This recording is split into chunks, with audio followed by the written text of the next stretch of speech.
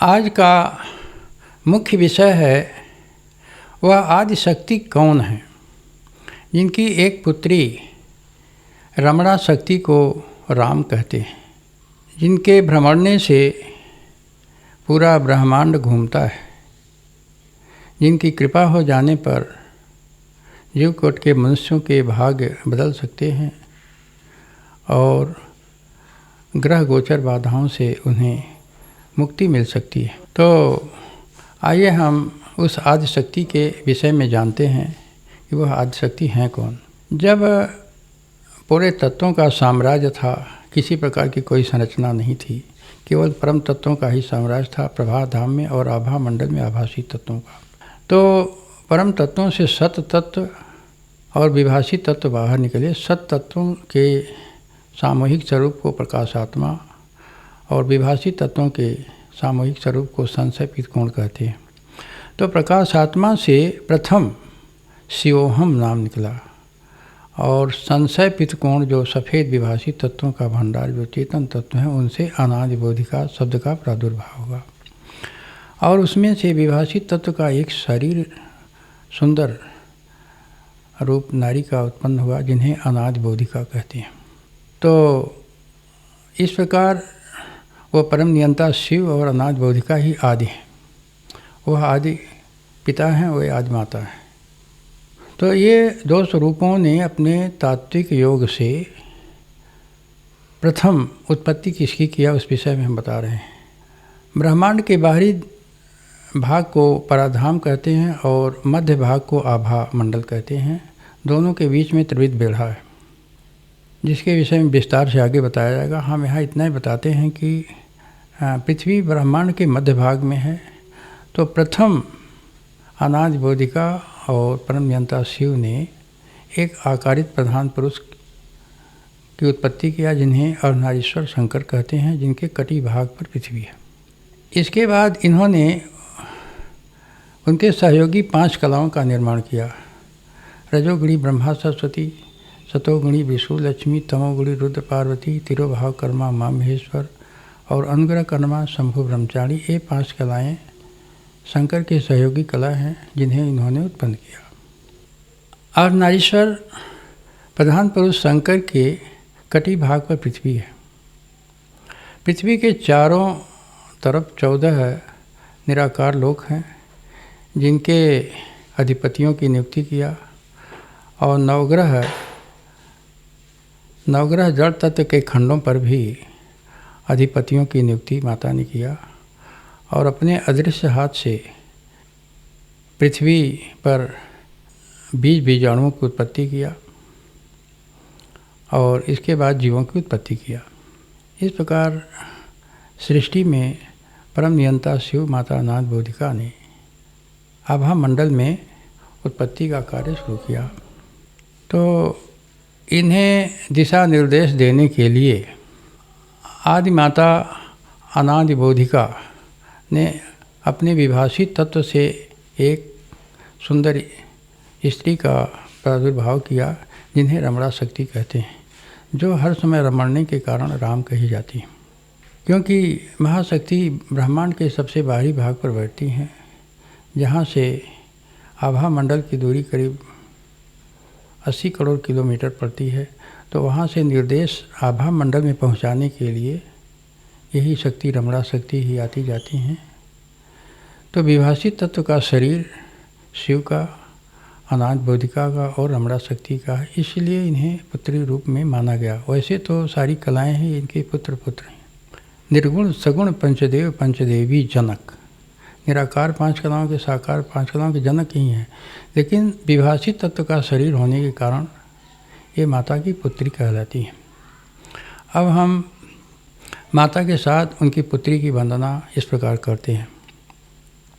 चरण पूजन करे भगता, माता संग पुत्री रमणा की। चरण पूजन करे भगता, माता संग पुत्री रमणा की। प्रेम ही रूप सत का है, माला अर्पण करे सत की, प्रेम ही रूप सत का है। माला अर्पण करे सत की, सुहावन पावन है दोनों रूप। अंश पूर्ण रूप रूपक की, सुहावन पावन है दोनों रूप। अंश पूर्ण रूप रूपक की, दया की सागर है माता। चेतना शक्ति है ब्रह्म की, दया की सागर है माता।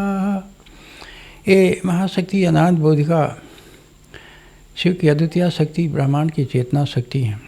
पूरे ब्रह्मांड पर इनका शासन चलता है। अगर ये ना रहे तो पूरा ब्रह्मांड जड़ है। इसलिए आदि शक्ति यही हैं। इनसे निर्मित कलाएं आदि नहीं हो सकती। इसके लिए मार्कंडेय पुराण के हिसाब से रुद्र भगवान को ही लोग शिव मानते हैं, पार्वती माता को आदि शक्ति मानते हैं। जो इनकी कला हो आज कैसे है, जब प्रधान पुरुष शंकर भी आदि नहीं हुए जिनके अंदर ये पांचों कलाएं विद्यमान हैं। लेकिन जितना उन लोगों को ज्ञान है उसी हिसाब से ये लोग पूजा करते हैं मृत लोक में। यहाँ हम आपको रमणा शक्ति के विषय में बताएं कि ये कैसे राम कहलाती हैं, कैसे ब्रह्मांड को घुमाती हैं। विभाषित तत्व के वृत्ताकार जो 20 करोड़ किलोमीटर में व्याप्त समूह जिन्हें संशयपित कोण कहते हैं, उनके इकाई रूप को रंभ कहते हैं। रंभ का मतलब होता है र से रमणना और अंग से अंतरिम ऐश्वर्य, भव से भवतव्यता। इकाई रूपों में यही अपने अंतरिम ऐश्वर्य में भवतव्यता होनी है, जो हर्ष में भ्रमणागति में भ्रमणते हैं। रमणागति में रमणना ही इनकी प्रभुता शक्ति है। इसके लिए इन्हें राम भी कहा जाता है। तो विभाषित तत्व जो 20 करोड़ किलोमीटर में व्याप्त हैं, उनसे एक अंश प्रकाशी पुंज विभाषित तत्वों का प्रकाशात्मा से होता हुआ आभा मंडल त्रिविध बेढ़ा को पार करते हुए आभा मंडल में प्रधान पुरुष शंकर के पिछले भाग से और पृथ्वी के मध्य भाग से गुजरता हुआ पराधाम में पुनः समाहित होता है। क्योंकि पृथ्वी प्रधान पुरुष शंकर के कटी भाग पर है, तो जहाँ और पृथ्वी जड़ तत्व और जल तत्व का एक वृत्ताकार गोला है, तो ठोस भाग पर इनका असर नहीं होता है। लेकिन जली भाग पर ये विभाषित तत्व जो परिधि विधान में घूमते हैं, वृत्ताकार परिधि विधान में अनुरत तीव्र गति से रमणते हैं। तो इस रमणने के कारण जली भाग में इनका असर होता है। वह जली भाग जहाँ इनका प्रकाश होता है, वहाँ जल की धारा पूर्व से वृत्ताकार मंडल में घूमती है और नीचे की तरफ जाती है, जिसके आकर्षण से जहाज हो, जड़ तत्व से निर्मित नाव हो या कोई भी जड़ तत्व का यंत्र वहाँ काम नहीं करता है। उसकी कार्य क्षमता खत्म हो जाती है और उस जलधारा में समाहित हो जाता है, जिसका पता आज तक नहीं लगता कहाँ जाता है। तमाम तरह के लोगों ने इसकी कोशिश किया। इसके लिए उस जल क्षेत्र को प्रतिबंधित किया गया, जिसे विज्ञान की भाषा में बरमुंडा ट्रायंगल कहते हैं या बड़वांदल कहते हैं। यह भाग कटी भाग पर है। विज्ञान के किसी भी उपकरण द्वारा इन्हें देखा नहीं जा सकता है, न इनका नाश किया जा सकता है। एटम बम हो, परमाणु बम हो, हाइड्रोजन बम हो, रसायन बम, किसी भी प्रकार के उपकरण द्वारा इनका नाश नहीं किया जा सकता, न विज्ञान के उपकरण द्वारा इन्हें देखा जा सकता है। इन्हें निष्कल नेत्रधारी जो विभाषित तत्वों से परम योग करते हैं वही देख सकते हैं। यह एक रहस्य मृत लोक में बना हुआ है, जिसे वैज्ञानिक लोग आज तक खोज रहे हैं। अब हम रमणा शक्ति के 2 स्वरूप और उनके कार्य को बताएंगे। यहाँ रमणा शक्ति का एक विभाषित तत्व प्रकाश रूप है, दूसरा विभाषित तत्वों से रचित एक सुंदर शरीर है। तो पहले हम प्रकाश रूप का वर्णन करेंगे। तो प्रकाश रूप में ये पूरे ब्रह्मांड को घुमाती हैं, जिसे पृथ्वी भी अपने धुरी पर घूमती हैं और नवग्रह खंड उनके प्रभाव से घूमते हैं, जिनके कारण भ्रमरा गति होती रहती, दिन रात होता है। इनके चक्रवत घूमने की गति को कभी निर्देशानुसार प्रधान पुरुष शंकर कुछ कम कर देते हैं, जिससे पानी का उछाल होता है और चक्रवात आते हैं, तूफानी लहरें आती हैं और पृथ्वी के अंदर भूकंप हो जाता है। और कभी त्रिविध बेढ़ा में जलधारा है, वहाँ से जल का प्रवाह गिरता है आभा मंडल में, जिसे जलप्रपात कहते हैं और लोग बादल फटना कहते हैं। इस प्रकार की दैविक आपदाएं आभा मंडल में इनके प्रकाशी स्वरूप से होती रहती हैं। दूसरा इनका प्रकाशी स्वरूप का कार्य है, ज्योतिर्लिंगों में ये दो रूप से पराधाम से अपराधाम आती हैं। एक प्रकाशी स्वरूप में वृत्ताकार सफ़ेद गोला होता है, दूसरा त्रिनेत्र के स्वरूप में और भक्तों के मनोरथ को पूर्ण करती हैं। और तीसरा इनका मुख्य कार्य होता है, जो चेतन जीव हैं उसमें सबसे उत्तम मानव योनि होती है, तो मनुष्यों के अंदर बुद्धि चक्र का विशेष महत्व होता है, जो गर्भाशय में अग्र मस्तिष्क, प्रमस्तिष्क और पश्च मस्तिष्क के मध्य में वृत्ताकार आयाम में होता है, जो विभाषी तत्व का होता है, जिसका निर्माण रमणा शक्ति द्वारा पिछले कर्मलेख के अनुसार किया जाता है। तो किसी का बुद्धि चक्र बहुत तीव्र होता है और किसी का बहुत कमज़ोर होता है। यह कर्म लेख के अनुसार रमणा शक्ति अनाज बोधिका से पूछकर निर्मित करती है। तो ये तीन काम इनके प्रकाश रूप में हुए, और चौथा काम इनका शरीर रूप में हम बताएंगे। ये आकार धारण करती हैं, सुंदर दिव्य नारी हैं, अतिथि शोभा से सुशोभित, एक श्वेत घोड़े के वाहन पर विद्यमान होकर पूरे आभा मंडल में भ्रमण करती हैं। तो आभा मंडल में सृष्टि को संचालित करने के लिए महाशक्ति अनाज बोधिका आदि माता द्वारा जो निर्देश दिया जाता है, उस निर्देश को प्रधान पुरुष शंकर को बताती हैं, उनकी पांचों कलाओं को बताती हैं, 14 लोकों के अधिपतियों को बताती हैं और नवग्रह खंडों पर बैठे उनके अधिपतियों को निर्देशित करती हैं। ग्रह बाधा किस जीव के ऊपर लगाना है, राहु केतु शनि या मंगल ग्रह बुध बृहस्पति, किनके ऊपर ग्रहों का प्रभाव डालना है, ये निर्देशित करती हैं। तो इस प्रकार पराधाम से अपराधाम में से माता अनाज बोधिका का निर्देश आभा मंडल में पांचों कलाओं को, प्रधान पुरुष शंकर को, 14 लोगों के अधिपतियों और नवग्रह के लोक के अधिपतियों को ये बताती हैं। उसके निर्देश के अनुसार यहाँ कार्य किया जाता है। अब हम ये बताएंगे कि भाग्य लेख और नवग्रह बाधाओं का कोप जो मनुष्यों के ऊपर होता है, कैसे मिटा सकती है। हर जीव का कर्म स्वतंत्र मानव योनि, जस करनी तस होनी अनहोनी। मानव योनि कर्म के लिए स्वतंत्र होती है और कर्मों का परिणाम ही उसे भोगना पड़ता है। जिसका लेख अनाज बोधिका के पास होता है, वही उस जीव का भाग्य लेख कहा जाता है या विधि लेख कहा जाता है। तो उसके पूर्व संचित कर्मों के परिणाम को ही विधि लेख कहा जाता है और वही कालों का ज्ञान भी है, जिसे त्रिकालदर्शी लोग रमणा शक्ति से पूछकर बताते हैं। क्योंकि आभा मंडल से कोई भी संरचना या प्रभा मंडल से पांचों कलाएं, कोई भी महाशक्ति आदि माता से बात नहीं कर सकता है।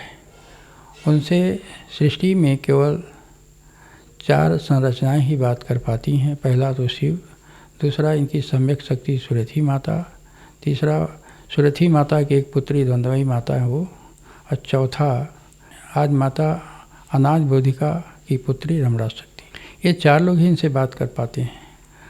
तो वह पराधाम में से बैठकर शासन चलाती हैं, तो उनके निर्देश को आभा मंडल में पहुंचाने का काम उनकी पुत्री रमणा शक्ति द्वारा किया जाता है। और अनाज बोधिका ही विधि लेख तैयार करती हैं, विधि विधान विजनी वही है। तो रमणा शक्ति की जो पूजा करते हैं ये भाव में प्रसन्न होकर अनादि बोधिका से प्रार्थना कर उनके प्रभाव को नष्ट कर सकती हैं, ग्रहों के प्रभाव को नष्ट कर सकती हैं। अब हम माता रमणा शक्ति की 2 लाइन वंदना करेंगे। रमणा गति में राम कहाती, प्रेम रूप सत्य नारी। रमणा गति में राम कहाती, प्रेम रूप सत्य नारी। अदृश्य गति अबिरल छवि, अद्वितीय शोभा न्यारी। ब्रह्मांड न चावे रमणा गति होई, अदृश्य गति विधि लखै न कोई। पृथ्वी निज धुरी पे घूमे, नवग्रह घूमे परिधि विधान। ग्रह गोचर सबकी है मालिक, रमणा माता को कोटि प्रणाम। सतत नमाम माता सतत नमाम, चरणों में हम भगतों का मुकाम। प्रेमातिरेक सत दर्शन होई, अद्वितीय शोभा देखे कोई कोई। इस माता की अद्वितीय शोभा को जो अस पर विद्यमान होकर के भ्रमण करती हैं, प्रेमातिरेक में कोई कोई ही तपस्वी जो विभाषित तत्वों से योग करता वही देख पाता है। और यह है पराधाम से हर समय आती जाती रहती हैं, पूरे आभा मंडल में अपने अश्व घोड़े पर विद्यमान होकर भ्रमण करती हैं। इनकी भक्त वत्सलता के विषय में हम बताएंगे। एक बार रमणा शक्ति ने हमें क्षोभ हुआ कि हमारे पास कोई वाहन नहीं है, तो इन्होंने साकार शरीर में एक निराकार शरीर होता है, तो निराकार शरीर को इन्होंने अपने अश्व पर बैठा दिया। इनका अश्व 12-15 फीट ऊंचा है, जिसमें हम तुझ सेवक उस पर बैठने के बाद अटक गए। उनकी रफ्तार इतनी तीव्र थी, हमने कहा माता यह है हम जीवकोट के मनुष्यों के लिए उपयोगी नहीं है, हमें इस पर से शीघ्र ही उतारिए। अब इनकी भक्तवत्सलता के विषय में बता रहे हैं। और इन्होंने निराकार शरीर को एक बार अपने साथ लेकर के पराधाम जा रही थीं, तो हम भक्त ने प्रार्थना किया कि माता जिस कार्य हेतु ये शरीर धारण किया गया, पारिका धर्म ग्रंथ अभी लिपिबद्ध नहीं हुआ है, आप तो ले जा रही हैं। सवेरे लोग कहेंगे कि ये गुरु जी का देहांत हो गया, आज तक मैंने किसी शिष्य को इसके विषय में बताया नहीं, न धर्म ग्रंथ लिपिबद्ध किया गया है। तो हमारी प्रार्थना पे इन्होंने पुनः वापस कर दिया। ये महाशक्ति अनादि बोधिका की पुत्री रमणा शक्ति हैं। हर समय रमणने के कारण इनको राम भी कहते हैं। राम का यहाँ तात्पर्य होता है, राम माने रमणना, अ माने अनवरत, म माने मतना स्थिति में। जो अनवरत मतना स्थिति में रमणा गति में रमणती हैं। रमणा गति में राम कहाती, प्रेम रूप सत्य नारी। तो आज तक राम के विषय में लोग नहीं जानते कि राम है कौन। विभाषी तत्व के इकाई रूप रंभ को हर समय रमणा गति में रमणने के कारण राम कहते हैं। इसलिए ये रमणा शक्ति पराधाम में अनवरत आती जाती रहती हैं और अपने अश्व पर विद्यमान होकर के आभा मंडल के पृथ्वी की अधिपति वसुंधरा माता, प्रधान पुरुष शंकर, निराकार पांचों कलाओं, साकार कलाओं को 14 लोक के अधिपतियों और नवग्रह के अधिपतियों को निर्देशित करती हैं, जिससे सृष्टि में संचालन व्यवस्था चलती है। और इनके आदेश से ही दैविक आपदाएँ आती हैं समयानुसार। इस प्रकार रमणा शक्ति परम दयालु भी हैं। इनका मंत्र है रमणा शक्ति दिव्याय नमः। जो भक्त भाव से रमणा शक्ति दिव्याय नमः का 1,08,000 जप कर सकता है तो उसके ऊपर इनकी कृपा होती है। राहु केतु शनि ग्रहों से जो लोग प्रभावित होते हैं, जो धन हानि, शारीरिक कष्ट, आर्थिक कष्ट झेलते हैं, तो ये नवग्रहों के अधिपति मालिक को निर्देश देते हैं। तो इनके निर्देश से ही ये लगते हैं, अपना निर्देश वापस करा करके अनादि बोधिका से क्षमादान कराती हैं, जिससे भक्तों का कष्ट मिट जाता है और उनके भाग्य को भी मिटा सकती हैं। इसलिए महाशक्ति आदि माता अनादि बोधिका ही आदि शक्ति हैं और उनकी पुत्री रमणा शक्ति सहित हम भक्त आदि माता रमणा शक्ति को कोटि कोटि बार नमन करते हैं, जिन्होंने हम तुच्छ सेवक को अपने अंतरिम स्वरूप का दर्शन दे करके महाधर्म ग्रंथ पारिका में लिपिबद्ध करने का सौभाग्य प्राप्त कराया और अपनी महिमा को, अपने अंतरिम ऐश्वर्य को वीडियो के माध्यम से जनसमूह तक पहुंचाने का कार्य समर्पित किया है। इस महाशक्ति और माता रमणा शक्ति को हम भक्त प्रधान पुरुष शिव के साथ कोटि कोटि बार नमन करते हैं। समस्त दिव्य रूपों को नमन करते हैं। नवरात्रि के शुभ अवसर पर माता नवदुर्गा को भी करते हैं।